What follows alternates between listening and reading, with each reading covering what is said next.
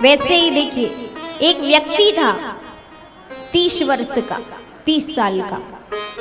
वो प्रतिदिन मंदिर जाता था और मंदिर में जाकर के भगवान से कहता था, भगवान मेरी लॉटरी लगा दो।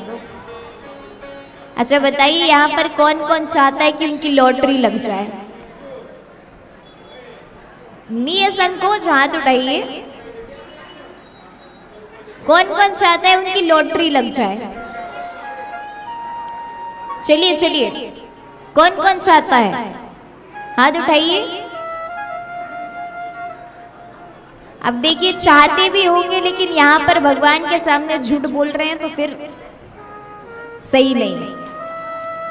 एक बार फिर से पूछ रही हूँ, कौन कौन चाहता है उनका लॉटरी लग जाए? चाहते हैं? अब देखिए, जितनों ने हाथ उठाया है और जो बैठे हुए हैं जिन्होंने हाथ नहीं उठाया है, और अगर सही में जो हाथ उठाया उनकी लॉटरी अगर लग गई तो फिर जो हाथ नहीं उठाए उनको पछताना पड़ेगा। काश हम भी उस दिन हाथ उठा लेते। अब यहाँ पर वैसे ही वो व्यक्ति प्रतिदिन मंदिर जाता। पहला दिन गया, भगवान से कहता है भगवान मेरी लॉटरी लगा दो। दूसरा दिन गया, कहता है भगवान मेरी लॉटरी लगा दो। तीसरा दिन गया, भगवान मेरी लॉटरी लगा दो। चौथा दिन में भगवान प्रकट हो गए। भगवान कहते हैं मैं लॉटरी लगा तो दूंगा लेकिन लॉटरी की टिकट तो लेके आ। अब ये भी मैं करूं? ये तो तेरा कर्म है, लॉटरी की टिकट लाना तेरा कर्म है। अब ये भी मैं करूं कि लॉटरी काउंटर में जाऊं, लाइन में लगूं, फिर आकर के कहूं कि लो भैया तुम्हारी लॉटरी लग गई? ये कर्म तो तुम्हें करना है।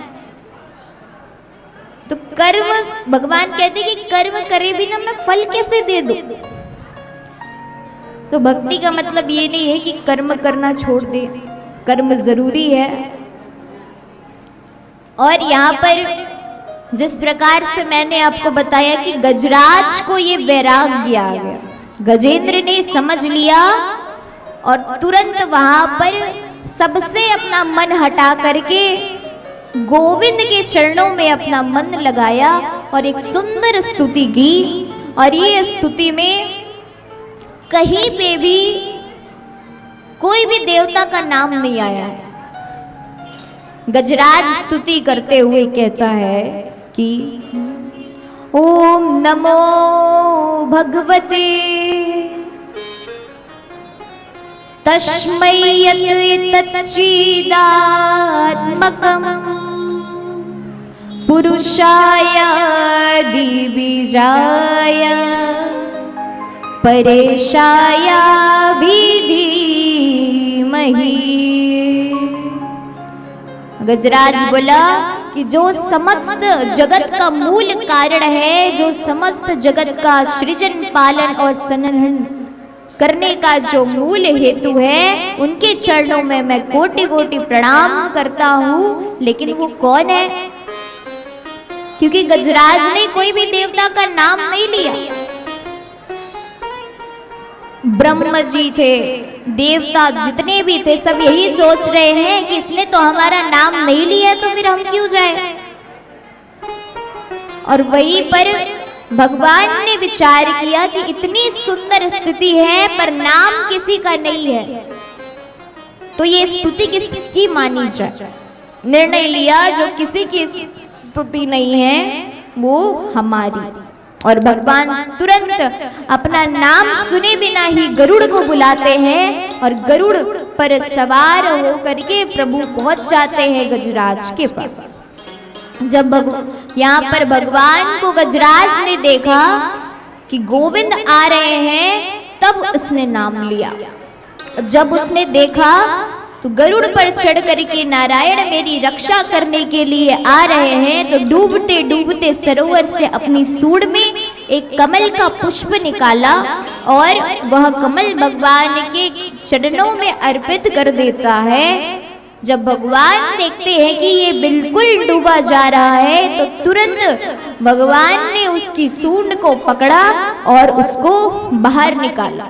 जैसे ही प्रभु ने गजराज को सरोवर से बाहर निकाला तो ग्राह ने उसके पैर को पकड़ करके रखा था, तो ग्राह भी उसके साथ साथ बाहर आ गया।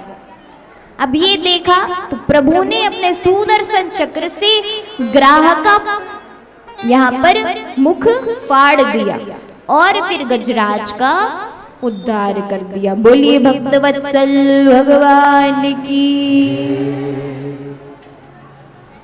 अब यहाँ पर सुखदेव जी महाराज बताते हैं कि देखो परीक्षित, संकट में गजराज था, गजराज ने ही भगवान को पुकारा, लेकिन प्रभु ने गजराज से पहले ग्राह का उद्धार किया।